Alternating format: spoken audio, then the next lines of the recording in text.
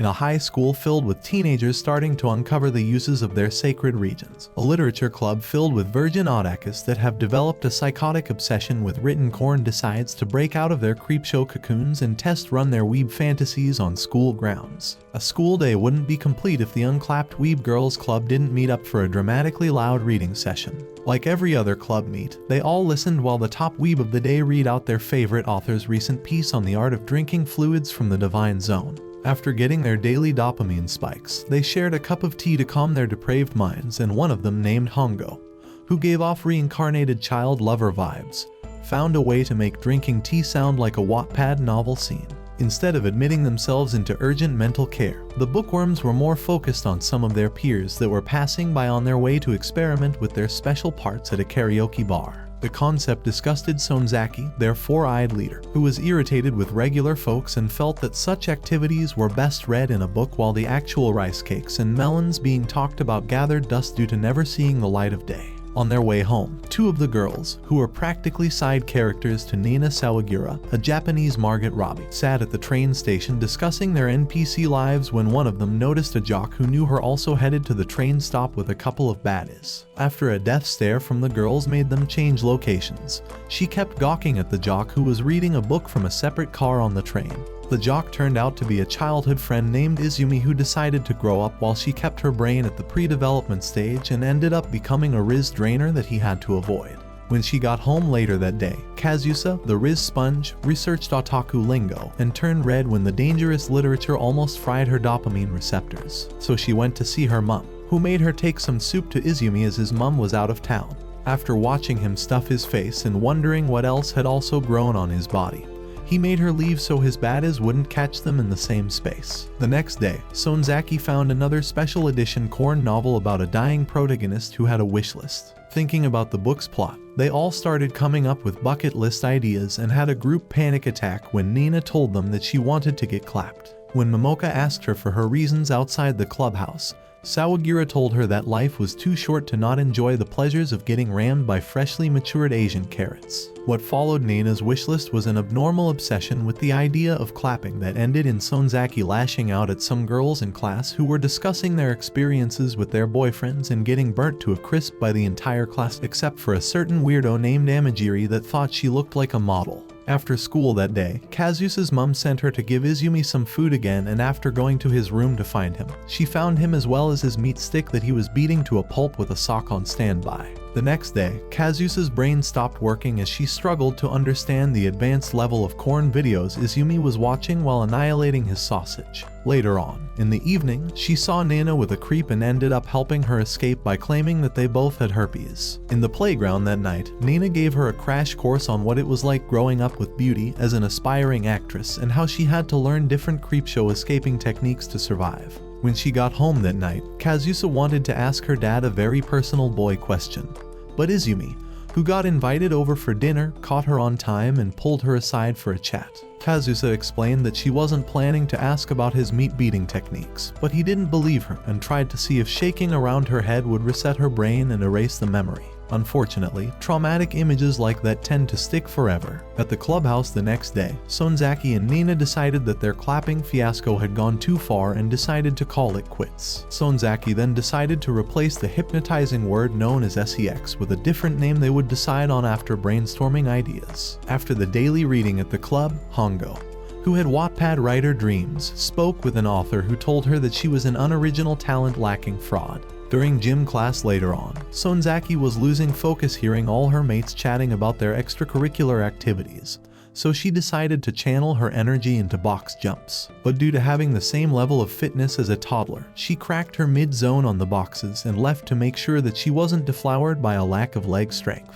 While she was cleaning up, Amagi found her and joked about how they were both flirting with each other, which made the otaku, who had only fantasized or read about such acts, freeze up and make a run for it. At the clubhouse the next day, it was time to compare their chosen words, but so far they had come up with nothing, so they went back to their classes. Kazusa then saw Asada looking like she was about to ask Izumi out, decided to take a detour, and stalked them with help from Nina, who was filming the duo, and Momoka, who provided moral support. After he turned down her proposal, Izumi found Nina in the bushes with a camera to his face, and Kazusa, who wanted to get a few things off her chest, ran out to question him on his choices. Due to being a child who was too innocent to say the dreaded word, Kazusa ran away after unintentionally coming up with the ultimate replacement phrase that Sonzaki decided to make official at the club the next day. As they discussed the simplicity of the easy ECKS word, the principal, a life-size dumpling, and the vice principal, who looked like a human Squidward, busted down the door and told them that their club was to be shut down if they couldn't get a club advisor to oversee their activities. By the end of that day, Nina, Momoka, and Kazusa were by the river cheering themselves up when Nina made Kazusa realize that the reason she was a bit more on edge than the rest of them was because she was also struggling with her feeling for a certain someone, and when Kazusa realized what she meant, she started to flood the river with her tears. With their new problems stressing their already shrunken brains,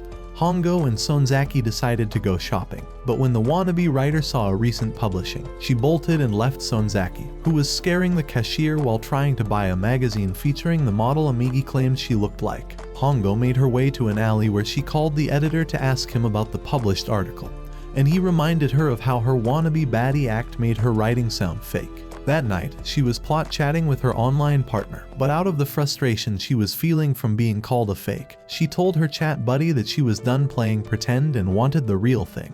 The next day, Izumi, who wasn't a fan of being filmed from bushes, dragged Nina out of the class to ask about the video, and told her that he was worried about Kazusa. Nina, who didn't expect a Gen Z jock to have a boomer's mindset, left after telling him that girls like Kazusa also thought about getting clapped. The rest of the girls spent the day failing to get an advisor, as all the teachers and adults on school grounds apparently hated the idea of watching over them to the point where Hongo's face was causing one of the teachers to have a mental episode. It was Seri, and Kazusa was watering her plants while thinking about a solution to the club's problem when Izumi's mom called her in to help with the meatloaf she was making.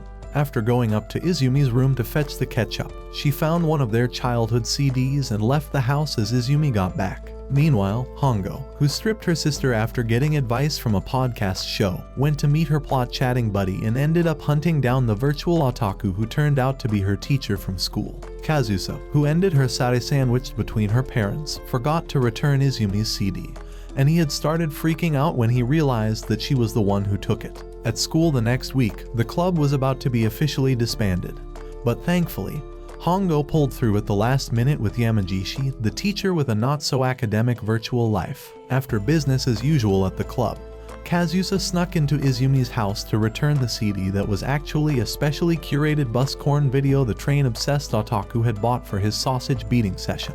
When he caught her returning it and told her that he had never thought about acting out his fantasies with her, she ran away in tears. Sonzaki, who was fed up with being the school's four-eyed creep, decided to try a makeover.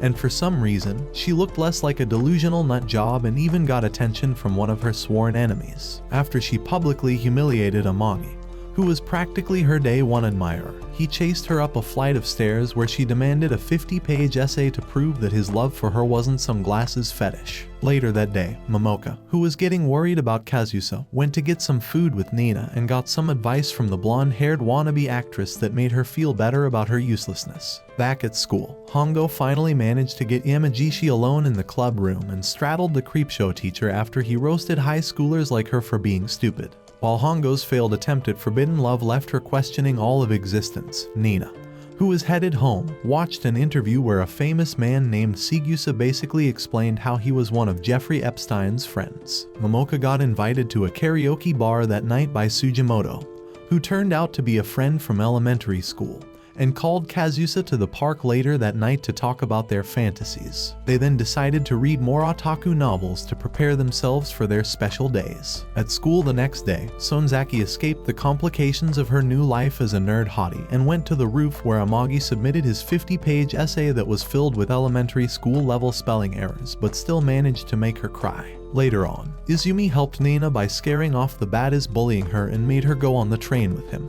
Kazusa, who was still discussing her fantasies with Momoka, unfortunately happened to be at a train stop and saw Izumi with Nina on the train. While on the train, Izumi avoided Nina's interrogations about his weird relationship with Kazuya and geeked off about his love for the train and how it connected all the creepers and loners in the city. Nina, who had her mind on other things, noticed Sigusa, the man from the viral interview, and chased after him with Izumi. Meanwhile, Kazusa, who was still with Momoka, had already accepted her defeat against Nina and decided to spend the evening singing Nana's praises, as even a glow-up wouldn't put her remotely close to Blondie's league. Hongo, who was in Yamagishi's car hiding from her friends who she passed on the bridge, was having waves of existential crisis. Nina, who knew Sigusa personally, made Izumi sit down for a drink before she explained how she got into the Soyakaze troupe at 11 and became director Sigusa's favorite child actress despite initially avoiding rehearsals. The director was Japan's certified lover boy and had a special love for innocent little girls. The only thing that kept Izumi listening to Nina, who was starting to sound like a child in need of intense therapy, was the way she justified the director's madness with the fact that he refused to take things with her a step further to preserve her innocence. Kazusa, who left Momoka after deciding to have a mature discussion with Nina about Izumi, went home and started tweaking, so her mum suggested an outing. The next day, Momoka went out with Sugimoto and quickly realized that all that glitters isn't gold when he started trying to act Sigma and kept looking like a brokey who watched too many Andrew Tate edits. Kazusa, who went to a bowling alley with Izumi's family, was struggling to keep her intrusive thoughts in check after he manhandled the bowling ball, so she left to get drinks, and after he followed her, they actually had a decent conversation and reminisced about their childhood. Hearing him refer to Nina as a weirdo definitely helped matters as well. Meanwhile, Momoka, who was finally through with the wannabe Sigma, was on the train when he texted her about her fatherlessness and tried to use it as a way to make himself look like a trustworthy alpha male. At school the next day, Yamagishi was helping out some students when he saw Hongo under a tree in the schoolyard trying to find enough courage to flash him. Apparently, he had told her the night before that if she wanted to gain enough experience to write a realistic book, she had to start small by teasing him, which was why she was hiding behind the tree looking like all the blood in her body rose up to her face. Kazusa, who was walking the halls with Momoka, eventually ran into Nina but lacked enough spine tissue to ask her about Kazusa, so she spent the club reading session making awkward eye contact with her. After school, Sonzaki met Amagi on the roof and returned his essay with a lot of corrections on his English, and made him crazy with ecstasy when she accepted his proposal that he wrote at the end of the essay. The Culture Festival was coming up, and for this year's festival, the Student Council wanted the Literature Club to whip up an urban legend around a supposed love ritual that would happen on the night of the festival, and also present a reading like the one Hongo had done the previous year that put them all to sleep. The council wanted them to cook up something that would get spread around as a popular romance rumor. And to everybody's surprise, Sonzaki, who was always against any form of love that wasn't in her books, decided to take up the job. When the girls questioned her sudden change in attitude, she left out her newfound love life with Amagi and told them that it was time for them to be the ones producing a cringe-filled love story. This perspective seemed to make sense to the rest of them, so they decided to get to work. Hongo took a detour to meet with Yamagishi for the day's teaser, which was flashing a Victoria's Secret string that made her feel like a sumo wrestler wearing a mawashi belt. Before she could complete her mission, Tomita, another teacher at the school who had fully developed rice cakes, stole him away to thank him for the mushrooms he brought her from his grandpa's inn. Kazusa, who was walking home with Nina and Momoka, ran away when Nina asked her about her romance story with Izumi and spent that night obsessing over what Nina said with an occasional self-degrading pep talk. The next day, Sonzaki's class decided to settle on doing a karaoke bar, and Amagi happily announced that he would happily do anything as long as he got to do it with her. But she wasn't too happy to hear this public announcement and took him to the roof, where she told him to keep their love on the down low. Hearing that made him doubt if she actually wanted to date him, so he left. But she was more concerned with being tagged as a sinner by her peers, so she decided to focus on making everyone else too focused on their own romance to notice hers. That weekend, the girls went on a field trip. While discussing their ideas the previous day, they found out that the school had banned a lot of the usual events from previous years due to a certain someone's complaints about public indecency. With no options left at their disposal, Hongo, who had overheard Yamagishi's conversation with Tomita, suggested a trip to his family's inn and planned to use the trip to her advantage. She had also met up with her editor, who gave her the usual roasting. But a lady who saw her the day she got pissed about the first published novel reminded her that she never actually wanted to make otaku novels and was simply chasing her curiosity with Yamagishi. On the way to the inn, Nana started to tease Kazusa by talking about Izumi like she had something special with him.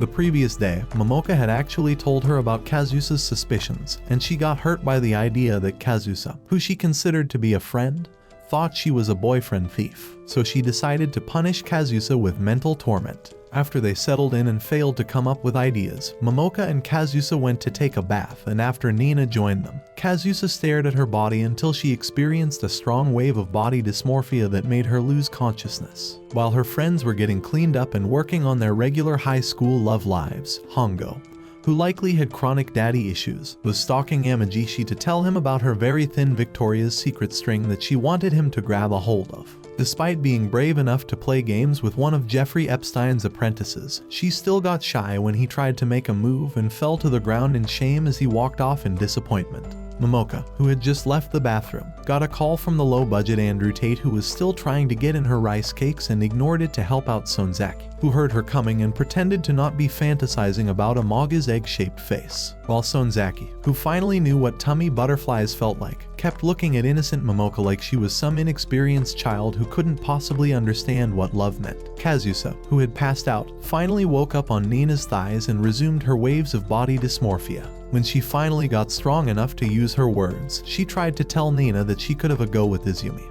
But Nina, who didn't like how Kazusa didn't have a spine, tried getting her to fight for what she wanted. Their argument got interrupted by Sonzaki, who decided that the only way to get rid of their anger was for all of them to engage in the brutal contest of what known as a pillow fight. After knocking each other out with the feather-stuffed pillows, Sonzaki finally had a revelation and knew what to do for the festival ritual. At school on Monday, they summoned the council to tell them that they had decided to redo the ritual of standing in your crush's shadow, but with an added rule stating that if they stood on the heart of their crush's shadow and confessed their love, their crush would fall for them. With the ritual decided, they read the urban legend Hongo wrote. Kazusa, who remembered how the pillow fight gave her enough confidence to give Izumi a keychain that represented her feelings the previous night, decided that she wanted to be the one to read out the legend on the day of the festival. The girls then spent the rest of the week practicing for the festival, and Sonzaki kept heartlessly blowing off Amagi for her work. Nina decided to pay a visit to director Sigusa that week at his studio and told him about her emotional problems with her lips. The depraved old creep then told her that she had to take what she wanted even if it wasn't the right thing to do. It was finally the day of the festival, and all the classes were adding the finishing touches on their presentations. Kazusa told Izumi the time for her play so he wouldn't miss it, and Sonzaki, who finally remembered that she was in love, left Momoka to go find her boyfriend who was already getting attention elsewhere. After telling her classmates that she would not be able to stick around for their presentation, Nina walked out, ignoring the bullying baddies, and dealt with Izumi, who still liked to follow her around, by giving him a glimpse of what could be. After their first reading went well, Tomita went to congratulate Hongo, and Yamagishi made her blush when he called her his girl, which didn't sound suspicious to the mushroom addict he was talking with. Before the second legend reading, Jujo found Sonzaki, who was sulking in jealousy, and used her relationship with some brokey who couldn't score in college as an example of what it meant to be proud of her love. Before they started the second reading, Nina saw Sigusa in the crowd, and Kazusa decided to confess her feelings to Izumi during the bonfire. While reading Hongo's cringe-filled legend, they both decided to take a leap of faith, but Nina ended up being the one with the bigger balls and walked straight to imprint on Izumi's heart. After Hongo managed to salvage the ruined play, Izumi grabbed Nina and left, while Kazusa, who couldn't believe her eyes, spent some time suspended in shock before also leaving with Momoka. Once outside, Izumi told Nina that he wasn't mad with her sudden stunt. He knew that she was probably doing it to get a reaction out of Drake's distant uncle that came to watch the show, and told her that the stunt had also made him realize something. That night at the bonfire, Sonzaki, who had received the last shred of motivation after seeing Jujo with her boyfriend that couldn't get college baddies due to being a midget, decided to be the one to launch their urban legend by standing on Amagi's shadow and confessing her love for him in front of everyone. Kazusa, who had seen Sonzaki's love show, turned to face Izumi, who then told her that he saw her as his sister and friend but made her cry when he stood on her shadow's heart and told her that he was in love with her.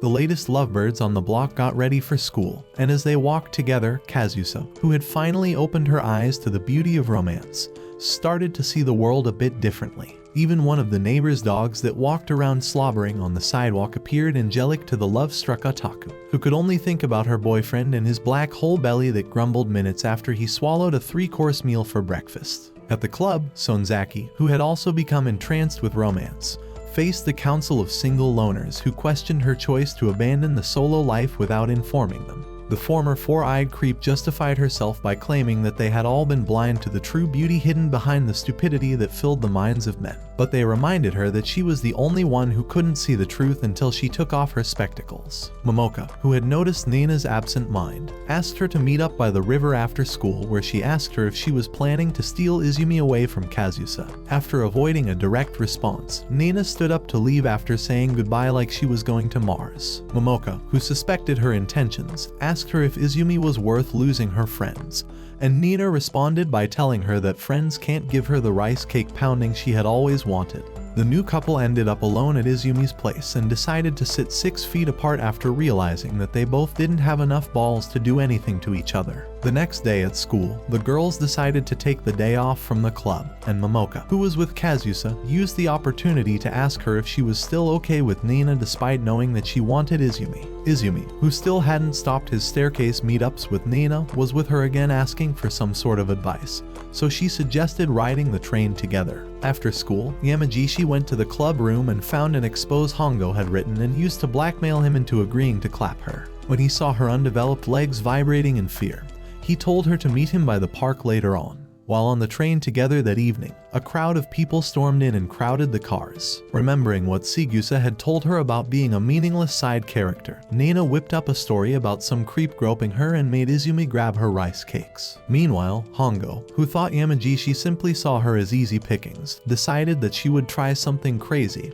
and dropped her special garment in the trash before getting into his car. Sonzaki, who had helped Jujo find a children's book, was headed home with her boyfriend when he saw Hongo getting into Yamagishi's car and told her. When Sonzaki saw Hongo's blue fish cover, she stopped a taxi to chase after her friend who she thought was in danger. Meanwhile, Izumi, who had spent a few minutes squeezing the life out of Nina's cakes, regained his composure when the train stopped and got off. After she followed him out and asked him if he wanted to take things further, he told her that he didn't, so she left but reminded him that his sword was active the whole time. Momoka was at the arcade that evening gaming and texted Nina to meet up before she also got a text from the wannabe Sigma who wanted to meet up. Hongo, who was on a suicide mission, knew that Yamagishi was likely planning to do something drastic to get her to fold, so she planned to wait for the next red light to forcefully dip his fingers into her water fountain. But unfortunately, the roads were clear and the only red lights she saw were the ones outside the Backwater Love Hotel he pulled into for their detention class. Sonzaki, who was tailing them, lost the car and couldn't get a reply to her texts, so she stayed there with Amagi, who was not comfortable being around an area that made him think of sin. After running into the bathroom when Yamagishi sat beside her in the room, Hongo sat in the tub searching for something crazy to do to him online, while he stayed on the couch thinking of ways to make her fold as usual, since being a normal adult and telling the child to stop her delusions wasn't an option. When she finally came out, she climbed the employed otaku, and immediately started trying to 69 on the couch. Again, he forgot how to be an adult and kept sniffing her tuna until she got off him and started crying after seeing that he couldn't even get the shrimp up for her.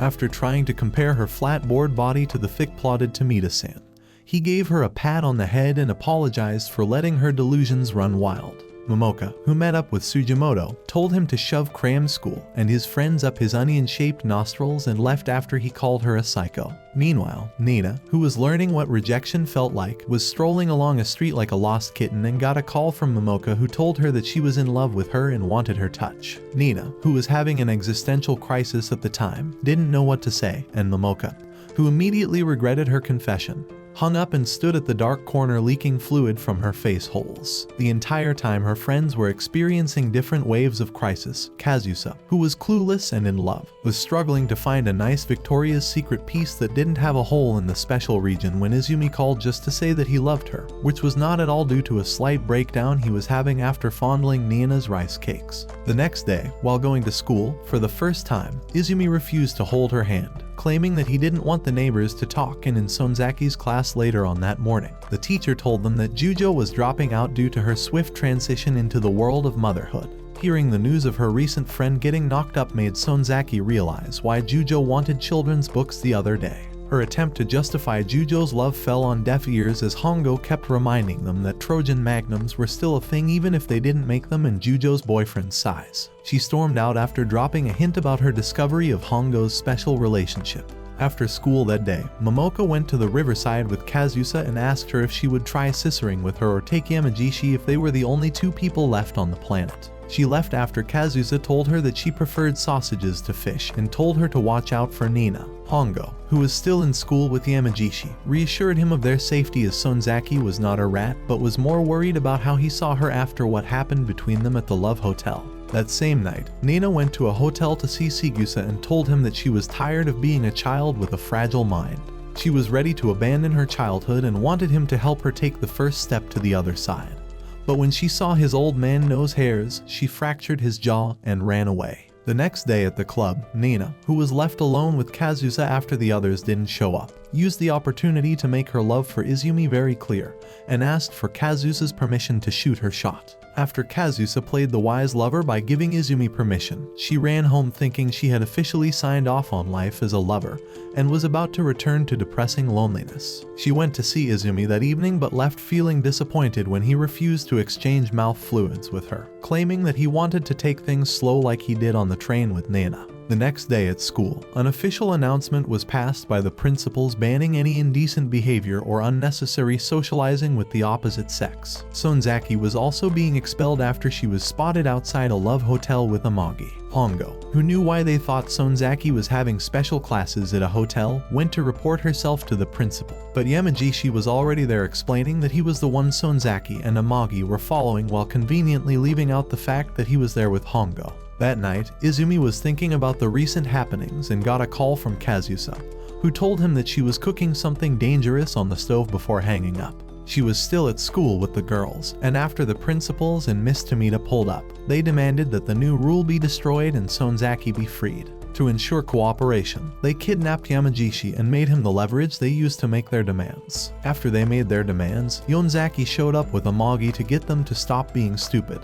And while she tried to convince them, the principal remembered that it was a Friday night, which meant that there was no school the next day, save for a couple of students that had club activities. So they left after telling the kids to get comfortable, and the high school kidnappers shut themselves in, refusing to let Sonzaki in. As they got comfy, Yamagishi, who looked like he had taken a $50 lip filler injection, failed to make himself sound like a sane adult after the allegations were made, and the girls who went to make ramen finally had a chance to get things off their chest. After she found out that Nina planned to tell Izumi about her feelings as he was also coming to school, Momoka got pissed and ran away after yelling at Nina, who then chased after her and refused to let go after they fell in the hallway. While they argued and Nina explained how she just wanted Izumi to know that she loved him. They saw him at the window after he climbed the walls, so Momoka decided to make him tell them what he felt for the girls so they could know who was going to be with him. He decided to increase the confusion by telling them that he wanted to clap Nina and simply loved Kazusa,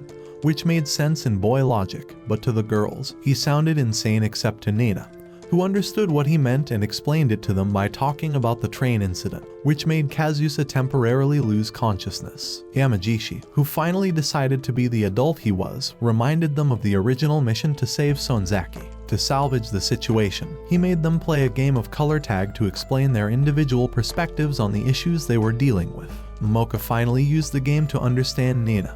Hongo also learned about her infatuation, and Kazusa realized that she and Izumi were just confused by the transition from childhood friends to lovers, so they decided to take things slow going forward. After they caught Sonzaki about to eat Amaga's face, they decided to chase the boys away, and went back to the mission, which seemed bleak at that point. The next day, the principal and Miss Tomita got to school expecting the girls to have learned their lesson, but met Yamagishi staring at the school that was covered in extra large cutouts with painted write-ups of their demands to terminate the new law and cancel Sonzaki's expulsion.